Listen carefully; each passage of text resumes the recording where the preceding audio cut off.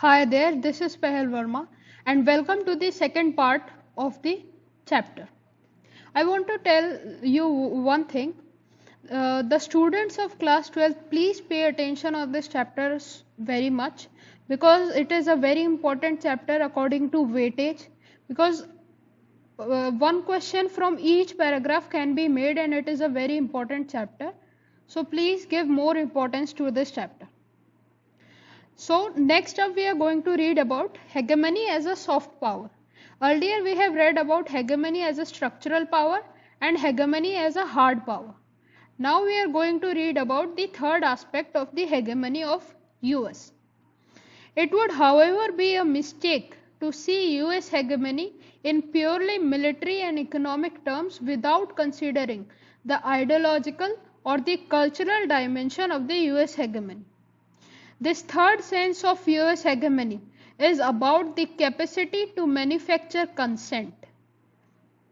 Here hegemony implies class ascendancy in social, political and particularly ideological spheres.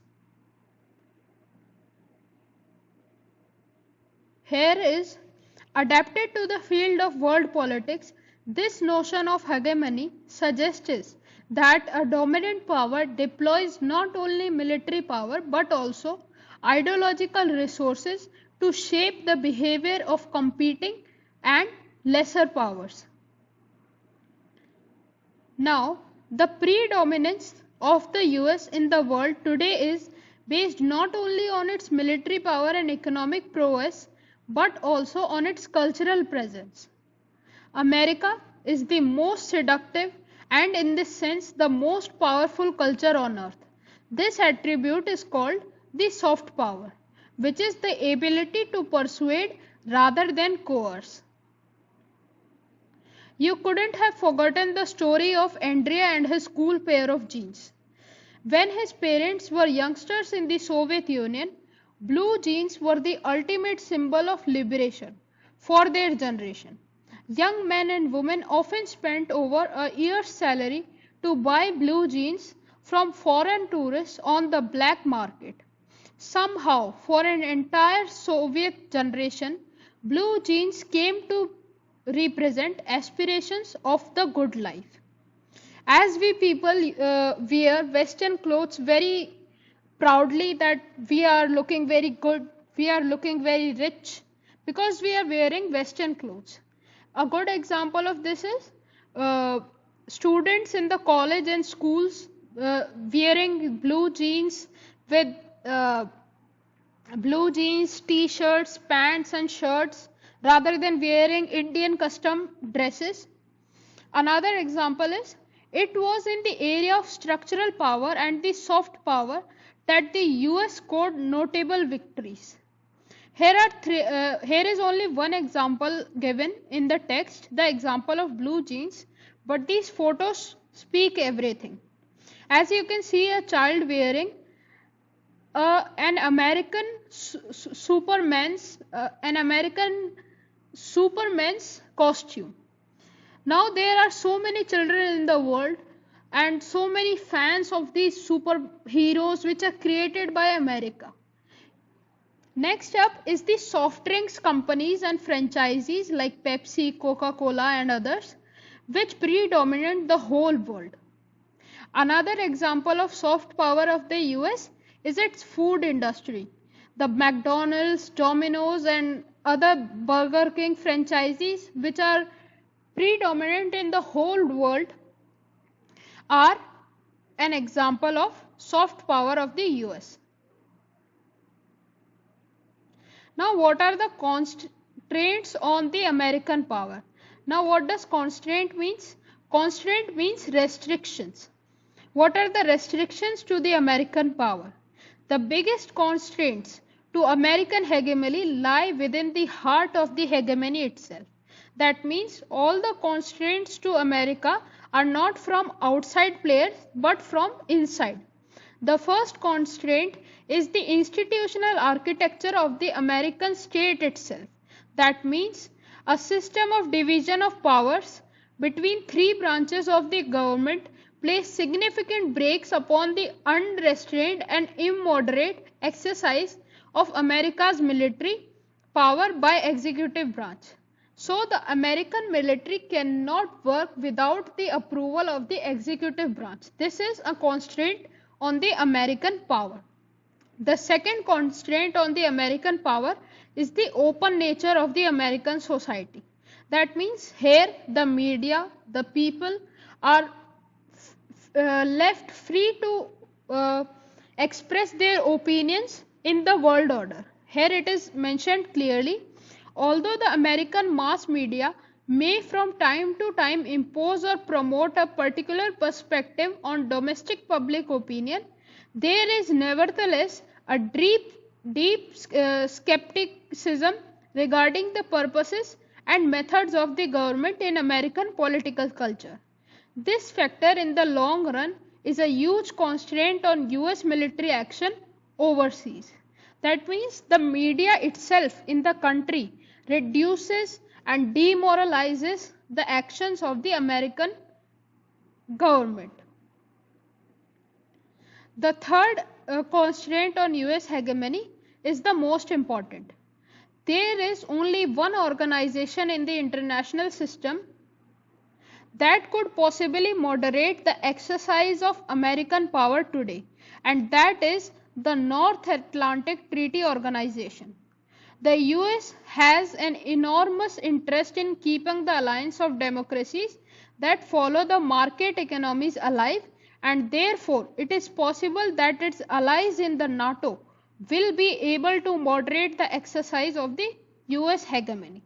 As US supports these NATO countries, it is skeptical that the NATO will be able to moderate the exercises of the US hegemony. I hope you understand that. Next up is the relationship between India and US. India's closest friendship during the Cold War years was with the Soviet Union. After the collapse of the Soviet Union, India suddenly found itself friendless in an increasingly hostile international environment. Now, what India did after the disintegration of Soviet Union was, India decided to liberalize its economy and integrate it with the global economy. This was now India became an attractive economic partner for a number of countries including the US. Hence, India and US became friends. Now, what is the Indian American diaspora? It is a very important question. The Indian American diaspora is the US absorbs about 65% of India's total exports in the software sector.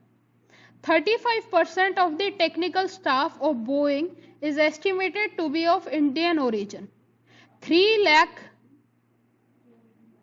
Indian workers, Indians work in the Silicon Valley. 15% of all high-tech startups are by Indian Americans.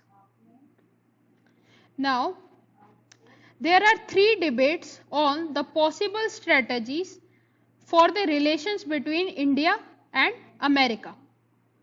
Some people say that they are fearful of the growing closeness between India and the US.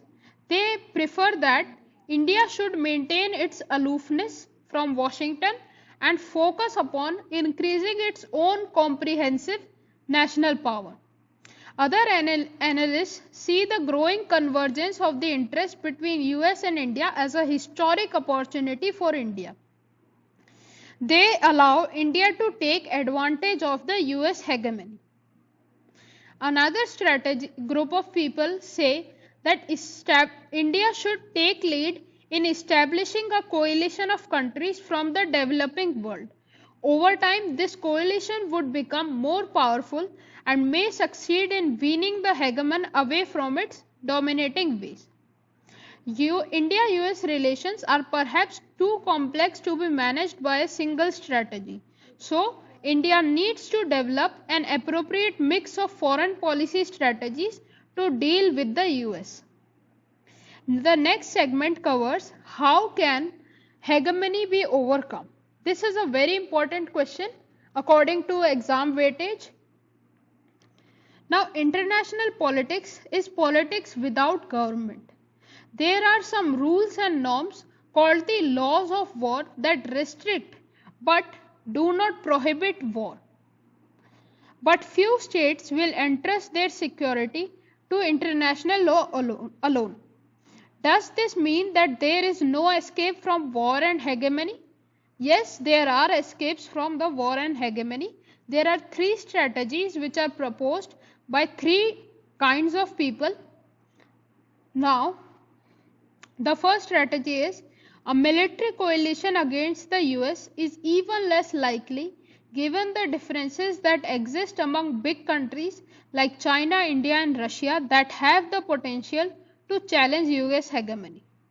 There cannot be a coalition between China, India and Russia against US hegemony directly.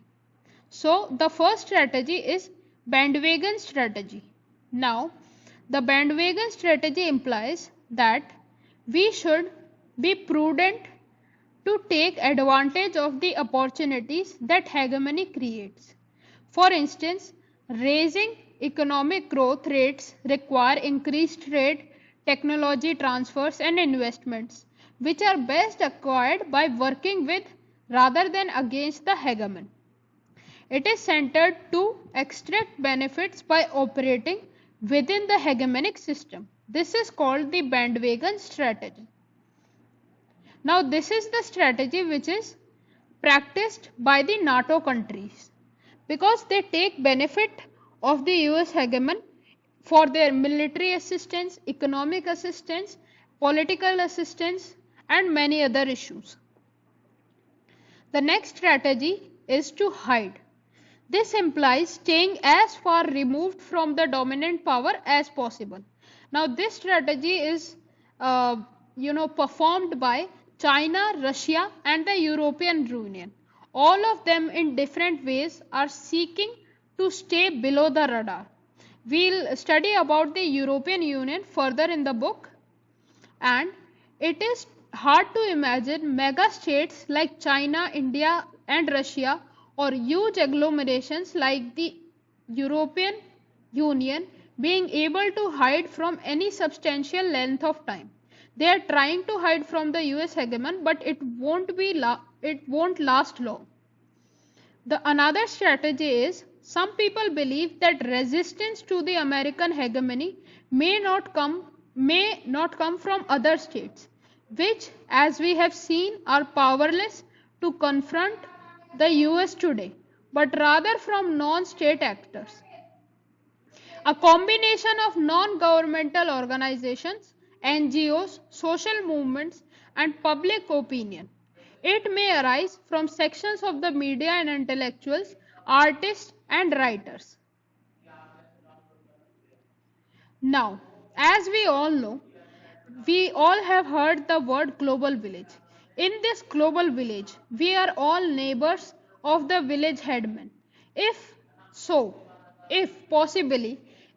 behavior of the headman becomes intolerable, we will not have the option of leaving the global village because this is the only world we know and the only village we have. Resistance will then be the only option available. What if US becomes intolerable or starts to invade the whole world?